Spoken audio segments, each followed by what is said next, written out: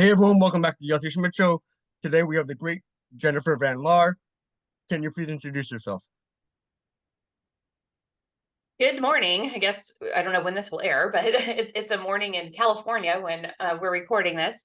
I'm Jennifer Van Laar. I'm managing editor at Red State, and I've been there since 2016. Became deputy managing editor in 2019, and then managing editor 2021. I do investigative journalism, mostly on government corruption type of things, but also national security. Before I became a journalist in 2014-ish. I was a court reporter, a court stenographer in North Carolina for about 20 years, working both mostly in criminal courts, but also civil courts, depositions, and that kind of thing, which I think gave me an incredible background and training to do investigative journalism. I actually have seen your groundbreaking work. You broke the story about the what's it called? That the lady that the doctor, the fake doctor in Oh, yes, Barbara California. Ferrer. How she used non-medical things to push the vaccine, or Yes, and that her daughter was actually one of the co-authors of a study. Well, what was pushed as a study that seemingly confirmed that the different masking and distancing things that they were doing in LA County schools at the beginning of the pandemic, that had some kind of measurable effect. Well, but now Ferrer's claiming it wasn't a study, it was more of a paper.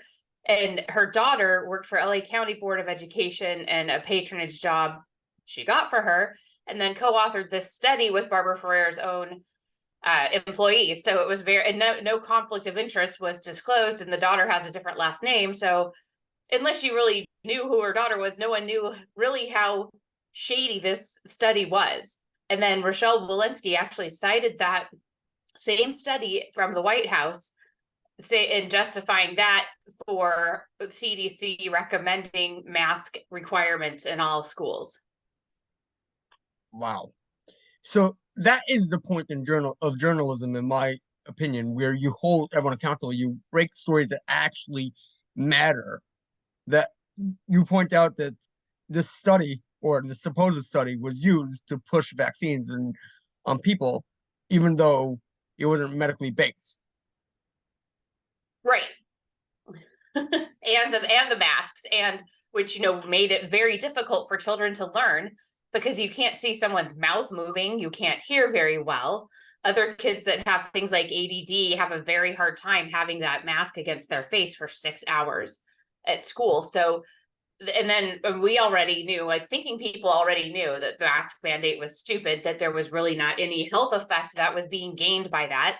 But then they use this non-scientific study to try to justify, in the name of science, that everyone needs to do these masks and social distancing and then vaccines. So that's great. This is why I keep on saying independent journalism is the only way forward. Because without independent journalism, investigative journalism, we are seeing mainstream media just go along with the narrative. As Dan Bongino says, they're not telling you the story, they're telling you a story. They're parroting whatever the government tells them to parrot. So I really appreciate what your groundbreaking work, your groundbreaking investigative journalism.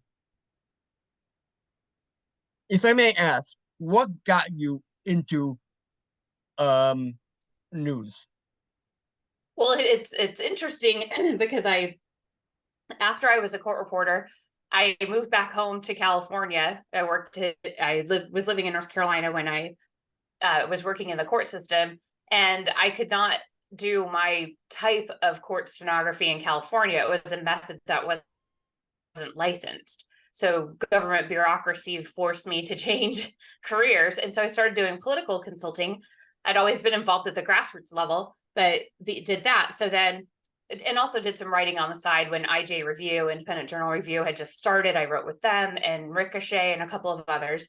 And then in 2016, I was blackballed by the Republican Party because it got out that I had turned down married assemblymen's advances toward me, who straight up propositioned me to have sex when we were in DC for something. And I told friends at the time what happened, and I shut it down and said, oh, I don't like to mix business and pleasure, and kind of finished my wine and left and went back to my room where my 12-year-old child was staying with me in DC, or then 12-year-old, and immediately told a friend.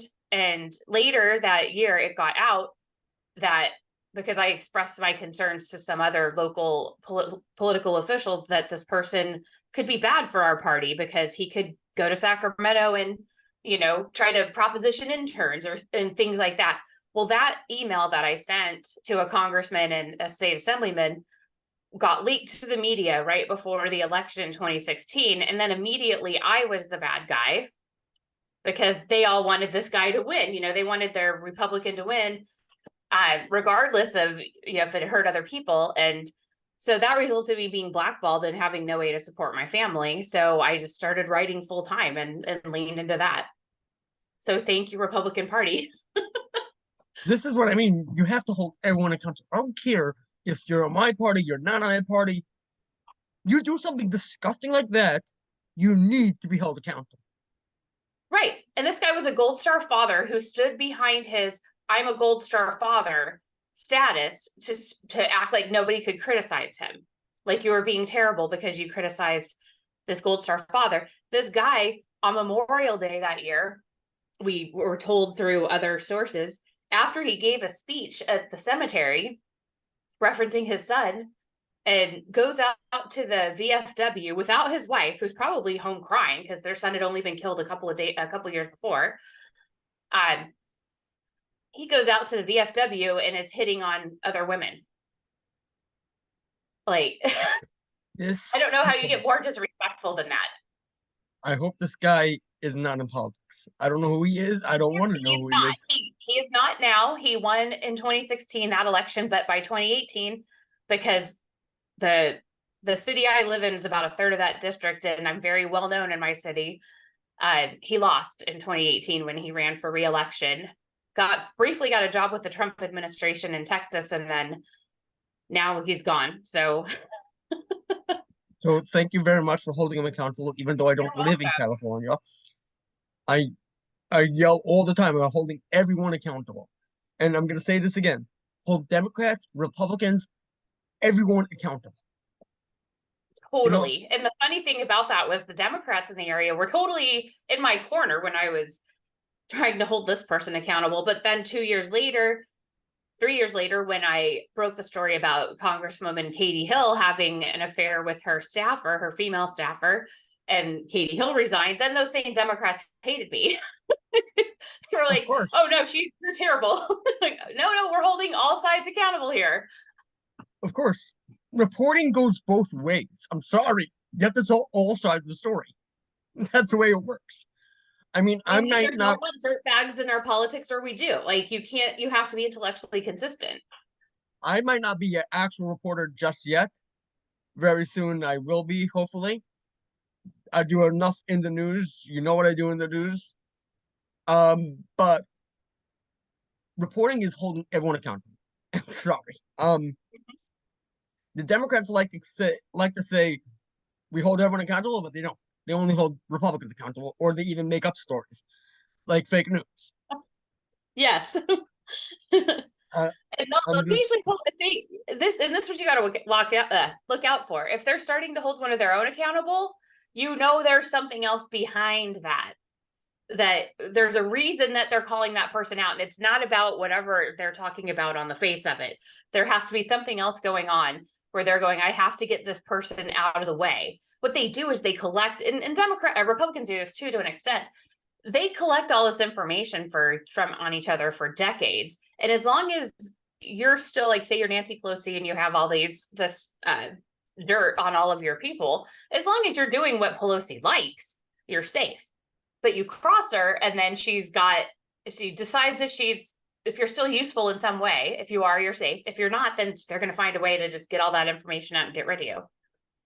Yeah, that's why when they started to admit that the laptop was real, I started asking questions. Yes. Like, what's going on? There's something going on. I still haven't gotten to a conclusive answer, but I'm still looking for an answer. And now Elon Musk also just announced, I'd be remiss if I didn't say anything, even though I don't like to talk about the current thing. Elon Musk just announced a new Twitter CEO who's a member of the World Economic Forum. Yes. So I had a tweet that went viral that day, I think it was Friday, saying, okay, so now please announce how you're going to make sure that she doesn't implement any World Economic Forum measures. Okay. There's no bad, there's no hiding behind bushes or beating around the bush, anything. Be straightforward. You promise transparency? Be transparent. Totally. And then I was really upset when I saw that on Friday morning because it felt like he almost was not being transparent already, that he had been telling us certain things as he was planning to hire this woman. And I mean, I've obviously, for being in my position at work, I need to be on Twitter, and I'm going to give it a try with this woman, but I'm pretty skeptical. I'm very skeptical. I tweeted out that they're both invited on my podcast to clear the air. And yes, you can be sure that I will ask all the hard-hitting questions and I'll do more research about her. And I hope that podcast happens. I hope so too. Because again, independent journalism is the only way forward. I might not be a journalist, but that's who asks the real questions. But I think that there was a thing that Andrew Breitbart used to talk about when he was with us, and I came into all of this world right at the end of Andrew's life. I met him about 3 weeks before he died, and he talked about the importance of citizen journalism. And all of us have a phone now. All of us we have so much information just at the tip of our fingers. And it doesn't take someone working in journalism always to bring all of that out, because all of the citizen journalists can be looking into that stuff, like just like community notes on Twitter. And you have some great beginnings of journalists, or actually better than most journalists, at just asking questions, asking yourself questions. And that's something every citizen should do. When you're told something by the news, too many people just lap it up on the left and the right. And you need to be asking yourself, okay, why is it this person making this statement? Why is it this person who's fronting this?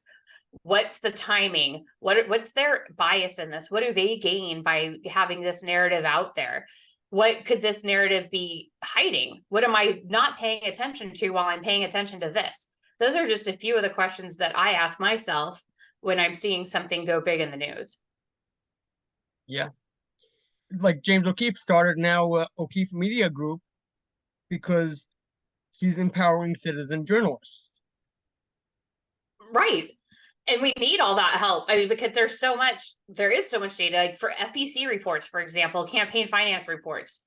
There's no way that just the journalists in this world can go through what is in there. So, and like another thing Breitbart said, you can pick one person and just kind of bird dog them. So I have a couple of Twitter followers who really don't want Ted Lieu to be their congressperson anymore. So they do a lot of research and send it to me because they know I can help them put the pieces together and then get a story out and use a platform for that. But what they do to help me get that out there is invaluable. That is great. Love to hear it. And I will continue fighting to make independent journalism a real thing. I will continue tweeting about independent journalism being the only way forward. And by independent journalism, I don't necessarily mean citizen journalists, even though citizen journalists is a key component of this. I mean smaller media outlets like Red State, Rebel News, that have nothing to lose by actually reporting the truth.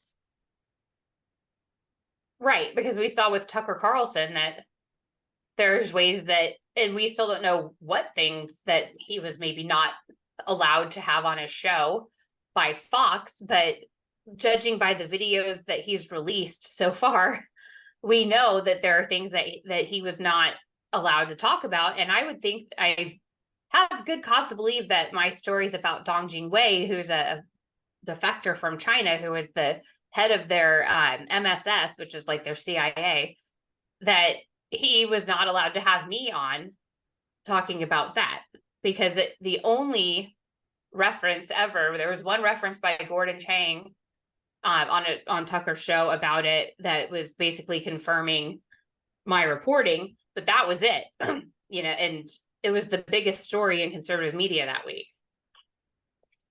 Yeah, because the media, the mainstream media, decides what gets to be said, and that's it. No more. Mm-hmm. You have a dissenting opinion, we shut you down. It happened during COVID. It's happening now. Anything we don't like, we shut down. It's despicable. It Yeah, really, because really it is. happens on the right too, and people just need to be able to have all of these different opinions so that I'm a believer that people, when given all of the information, can make a pretty good decision for themselves. We don't need to be condescending and not give them that opportunity. 100% true. I I entirely agree with you. I don't have nothing to add. Yeah. All right, everyone. Thank you so much for listening to this week's episode of the Yossi Schmidt Show. Hopefully, there will be an episode next week, but in 2 weeks, there will be no episode, thanks to the fact that I actually am going on vacation. Hold everyone accountable. Do your own citizen journalism. Hit up Jennifer or hit up anyone you possibly can and get your activism going, because we're the only ones that can save this country. Thank you, Jennifer, for coming on. Thank you.